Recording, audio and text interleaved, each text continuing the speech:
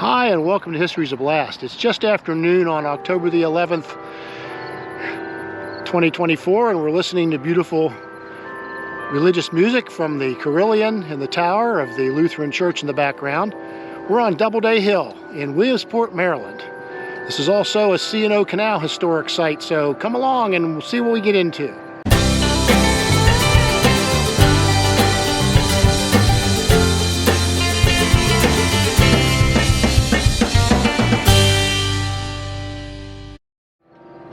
Abner Doubleday, hero of the Civil War, inventor of baseball, member of the Fort Sumter garrison in April of 1861, came here in June of that year as an artilleryman, as a captain in artillery, and set up siege guns here, looking across the Potomac River in the C&O Canal, guarding a ford against potential invasion from Virginians who had just seceded from the Union.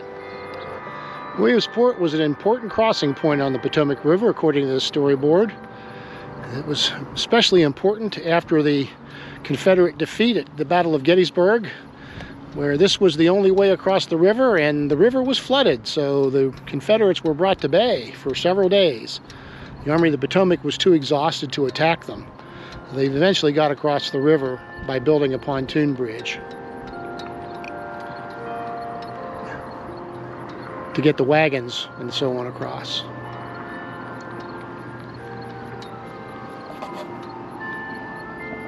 Looking west and south, there's the US Route 11 bridge over the river. These are not siege artillery pieces, these are field artillery pieces, but they do the job. You can see the remains of the earthworks that Doubleday threw up in 1861.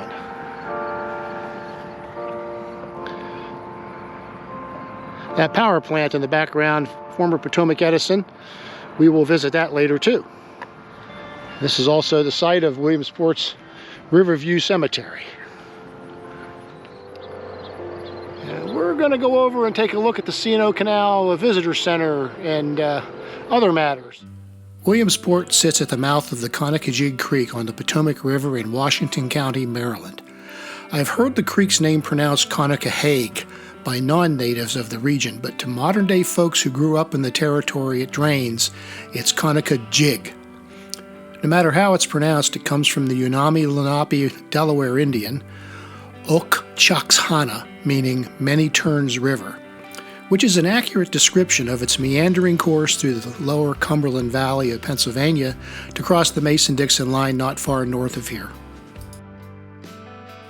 The C&O Canal National Park headquarters is located in Williamsport, and there's a visitor center in the Cushwa warehouse that has some artifacts and informative storyboards covering the history of the area.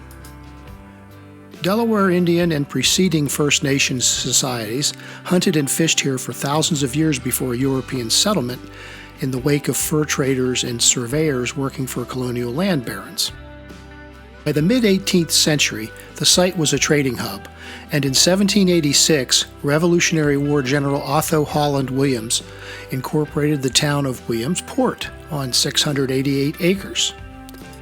The Cushwa warehouse was originally Williams's warehouse, thought to be built around 1830, about 3 years before the canal arrived. Its namesake, Victor Cushwa, entered the picture in 1875 when he became a partner of Charles Embry, who had purchased the warehouse during the Civil War. These two then expanded the structure to its present size. Williamsport's canal business grew slowly amid difficulties, including seasonal floods, financial problems of the canal company itself, railroad competition, and the Civil War's disruption of trade along the canal. But the canal was still an important asset. Coal traffic from western Maryland was so important that nearly half the people in town were involved in it, and at its peak in the 1870s, boats owned by Williamsport residents carried nearly 10% of the coal that moved on the canal. The C&O Canal suffered massive damage along its entire length from Cumberland to Georgetown in the disaster known to history as the Johnstown Flood of May 1889, and struggled along in bankruptcy until finally ceasing operations completely after more flooding in the 1920s. Parts of the abandoned canal at its eastern end were restored by the Civilian Conservation Corps, the CCC, in the 1930s, and President Eisenhower declared it a national monument in 1961. It became a national park in 1971. Now, the canal is still threatened by floods and most recently suffered major damage to the towpath and other infrastructure in the mid-1990s.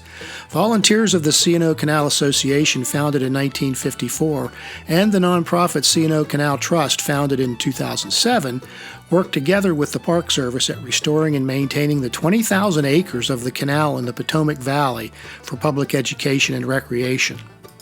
The Williamsport section encompasses the Cushwa Basin, the nearby aqueduct over Conococheague Creek, and about a quarter-mile of the canal east to the restored lock and lockkeeper's house. Tours and electrically powered boats are available over the restored portion during the warm season, but our hopes for a tour were thwarted by low batteries on the day we were there, someone having forgotten to plug them in at the end of the previous day. We found much more than canal history during our visit. During the Confederates' retreat from Gettysburg in July 1863, according to Kent Masterson Brown's 2005 book, Retreat from Gettysburg, this field was crammed with thousands of farm animals of every kind in wagons and carts of every description confiscated by the invading Confederates. Along with captured foodstuffs, tools, anything else not nailed down, and thousands of wounded soldiers too weak to walk, all waiting until the Potomac River, swollen by heavy rain, subsided so it could be forded. Imagine the stench.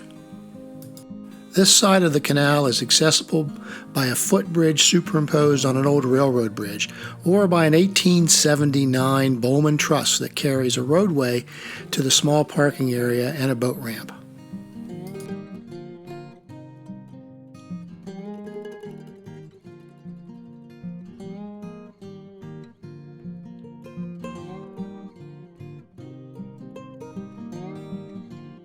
That wonderful old lift bridge was built in 1923 to carry tracks of the Western Maryland Railway, now part of the CSX rail conglomerate, across the canal to serve the newly built Potomac Edison Electric Power Plant. The power plant was expanded to its present size in the late 1940s and lasted until just recently, closing in 2015 due to new environmental regulations that made it uneconomical to upgrade. I imagine it's still standing because other regulations make it too expensive to dismantle in an environmentally safe manner. So here it stands as a thought-provoking historical backdrop to an example of infrastructure from a century before its origin. So much industrial history in so compact a site. Well worth the visit.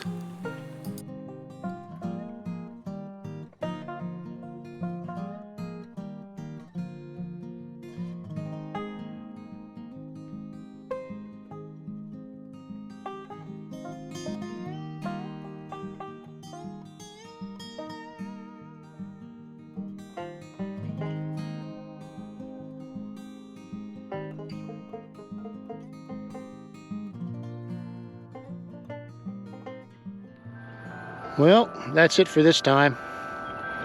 I hope you enjoyed this video, and we'll take time to look at a few of our other ones.